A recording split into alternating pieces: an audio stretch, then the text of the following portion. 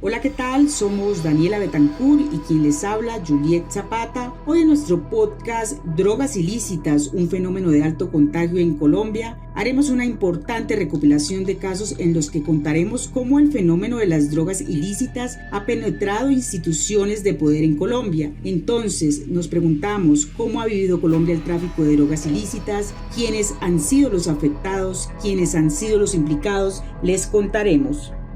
Sí, Julie, para nadie es un secreto que las drogas ilícitas son consideradas un negocio criminal muy rentable en el mundo, y es por ello que para Colombia representan no solo un problema de seguridad nacional, sino que a través de estos dineros ilícitos el conflicto armado se ha sostenido en el tiempo, dejando corrupción, muerte y dolor. Pese a que en las instituciones del Estado colombiano se ha convertido en una política obligada el tema de la transparencia y la lucha permanentes contra la corrupción, también es cierto que para muchos esto solo es, como se dice popularmente, un saludo a la bandera, por lo que la fuerza pública, el Congreso, alcaldías, gobernaciones y otras instituciones en diferentes momentos han sido tocadas por el fenómeno de las drogas ilícitas. Sí, Dani, es que el poder económico detrás del tráfico de drogas ilícitas es un tema bien complicado. Según ha dicho el propio fiscal general de la Nación, Francisco Barbosa, una tonelada de cocaína puesta en puertos como el de Turbo o el de Buenaventura, según información de las distintas operaciones realizadas por la Dirección Nacional de Narcotráfico, llega a costar hasta $5 millones. Escuchen bien, $5 millones, cifra que escandalizaría y le corrompe la mente y el corazón a cualquier soldado o policía del país que en el mejor de los casos no llega a ganarse 2 millones de pesos en su salario mensual. Si bien los malos salarios pues no deberían ser una excusa para caer en redes tentadoras que hay detrás del tema de las drogas ilícitas, sí es cierto que muchas veces la razón y la vocación son vencidas cuando las necesidades familiares y personales apremian. Sí, Julie, imagínate que según un informe entregado en el 2021 por Transparencia Colombia y publicado por el diario El Espectador, el cual recoge 5 años de investigación en los 75 hechos de corrupción asociados al narcotráfico que fueron encontrados, se identificó la participación de 71 miembros de la fuerza pública, 43 servidores públicos y 14 autoridades electas por votación popular. Además, en ese mismo informe, Transparencia Colombia dio cuenta de un caso ocurrido en 2017. En ese momento la Fiscalía hizo un operativo en contra de la banda La Terraza, conocida por ser el brazo armado del paramilitarismo en diferentes ciudades. La acción de las autoridades terminó en la captura de un subintendente de la policía de Antioquia y uno de los principales jefes de la banda. Tanto el uniformado como el criminal capturado fueron procesados por los delitos de concierto para delinquir y tráfico de drogas. No, Dani, y es que eso no es todo. Después del operativo fueron vinculados otros 7 uniformados de la Policía Nacional y según datos conocidos de la investigación, cada policía recibía lo que se podría denominar una nómina paralela a su salario. Mensualmente les asignaban $1 millón a cambio de dejar funcionar libremente varios expendios de drogas ilícitas en el centro de Medellín. Durante el desarrollo de dicha investigación, las autoridades también lograron la incautación de 15 toneladas de marihuana proveniente del Cauca y que serían distribuidas en la capital antioqueña.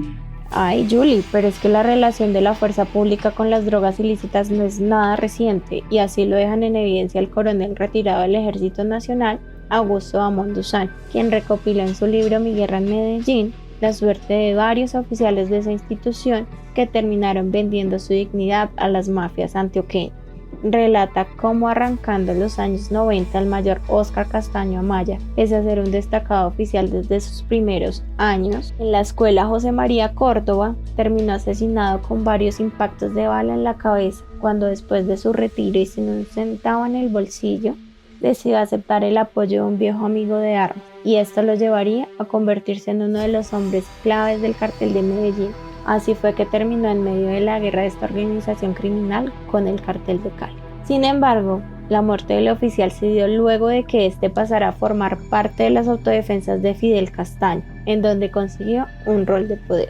Asimismo, el coronel Bamón cuenta en su publicación la suerte que se ganaron varios oficiales de la Cuarta Brigada del Ejército Nacional en Medellín, vinculado con los carteles de drogas ilícitas. Uno de ellos fue mayor de apellido Villegas, quien se jugó la vida entre las organizaciones lideradas por Pablo Escobar y Jorge Luis Ochoa. El militar retirado fue acusado por el primer capo de ser agente doble y de entregar la información a los militares. Pese a ser uno de sus hombres cercanos, en la mafia cualquier sospecha de traición, por mínima que sea, no se perdona.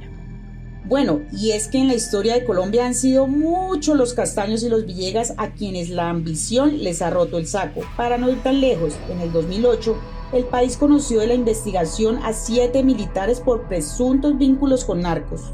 El caso causó tanto revuelo que el entonces ministro de Defensa, Juan Manuel Santos, y quien luego se convertiría en presidente de Colombia, anunció que los uniformados, entre quienes había nada menos y nada más que un coronel comandante de batallón, al parecer tenían vínculos con Daniel Rendón Herrera, alias Don Mario, quien para la época sostenía una sangrienta confrontación con otros narcotraficantes en el noreste de Colombia y por el cual el gobierno ofrecía en ese entonces una recompensa de más de $500.000. El año pasado otros 7 militares fueron capturados por presunta relación con el Clan del Golfo, considerada la mayor organización de narcotraficantes del país, y su cabecilla, alias Matamba, capturado en el 2021. Se tratan de los coroneles Robinson González y Harry Gómez, el primero quien desde su vida de militar retirado brindaría asesoramiento logístico y armado al jefe narco, y al parecer usó su grado para contactar y convencer a uniformados activos para que a cambio de dádivas alertaran a Matamba sobre los movimientos de las unidades militares y de los procedimientos programados en la región, mientras el segundo fue señalado por la Fiscalía de recibir el equivalente de $12.700 mensuales por parte del Clan del Golfo para que el Ejército Nacional permitiera la salida de cocaína por el Pacífico con destino a Estados Unidos y Europa.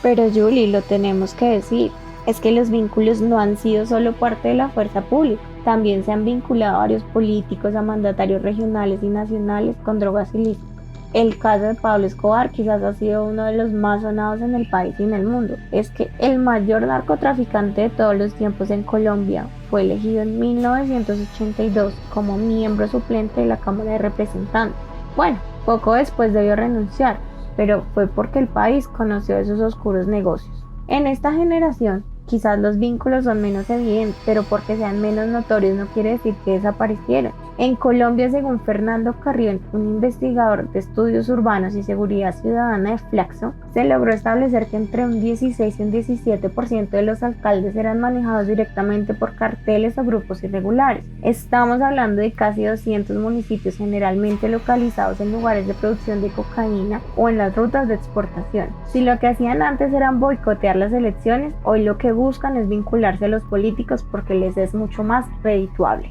Daniela, una muestra de lo que usted cuenta es la captura en Nueva York de Tulio Peña Enríquez, concejal de El Charco, Nariño, por el Partido Cambio Radical. Según informaron los medios de comunicación, finalizando el pasado abril, el capturado es acusado de ser presuntamente el encargado de supervisar la construcción de semisumergibles para transportar alcaloides. Junto a Peña se capturaron a 11 personas más que también son señaladas de hacer parte de una red de narcotráfico transnacional. Pero la historia de Peña es solo una pequeña parte de todo lo que se ha vivido en el país. Sin lugar a dudas, los dineros de dudosa procedencia que vendrían del narcotráfico y que financiaron la campaña que llevó a Ernesto Samper a ser el presidente de los colombianos es quizás el mayor escándalo de la historia política del país. Como reposan los archivos digitales de la revista Semana y según la Fiscalía, en esta oportunidad lograron introducir aportes superiores a los 4.000 millones de pesos, logrando así llegar a unos límites inimaginables, pues para nadie era un secreto que los cárteles de la droga habían financiado campañas a nivel regional para el Congreso de la República y asimismo entregado aportes a campañas presidenciales, pero ninguna había alcanzado la magnitud de la de Samper. Después nació el tan sonado proceso 8000 que todos conocimos. Con todo esto, se ratifica una vez más que las drogas ilícitas son un gran negocio en el que se mueven millones de dólares, que causa explotación laboral, destrucción ambiental y en el que no son tantos los que verdaderamente se hacen millonarios. Hablando un poco de destrucción ambiental, de deforestación, de efecto invernadero y el consecuente cambio climático a nivel mundial, en Colombia, la colonización impulsada por la coca es la principal causa de destrucción de selvas y bosques, lo que trae consigo la desestabilización de los ecosistemas nativos. Colombia, siendo el país número 1 en diversidad de aves a nivel mundial, constituye que su territorio sea patrimonio universal y se deba garantizar su preservación. Quizás el gobierno debería impulsar propuestas más eficaces que atacar eslabones débiles de la cadena como lo son los cultivadores de coca, porque a la par de este tipo de acciones, por los ríos y vías del país se mueven toneladas de insumos para el procesamiento de cocaína y al parecer ninguna autoridad se da cuenta. Daniela, quisiera equivocarme realmente en lo que voy a afirmar, pero pues tengo que decirlo. Quizás tampoco se han dado cuenta que hoy en el Cauca y en otras regiones del país la coca ya no tiene el mismo valor de antes para las organizaciones armadas ilegales que se dedican y que están detrás de todo este tráfico de drogas ilícitas, y el negocio se está enfocando en la marihuana creepy. Y otra situación que también se ha venido denunciando y que pues muy poco se sabe en el país es que en el tapón del Darién siguen pasando cientos de migrantes que sin un peso para pagar al Clan del Golfo que hace presencia en la zona se convierten en transportadores de coca hasta pasar la frontera bajo una técnica que han denominado el hormigueo, que es llevar en sus morrales encima de su cuerpo aproximadamente 2 kilos de cocaína, y de esta forma pagan su paso por esta zona de influencia del Clan del Golfo. Entonces, realmente es una situación muy preocupante para el país. Esto ha sido todo por hoy en esta emisión de este podcast dedicado a todo el tema de narcotráfico y cómo el país se ha visto permeado, o las instituciones del país se han visto permeadas frente a este tema. Esperamos en una próxima oportunidad poder compartirles muchos más temas de interés.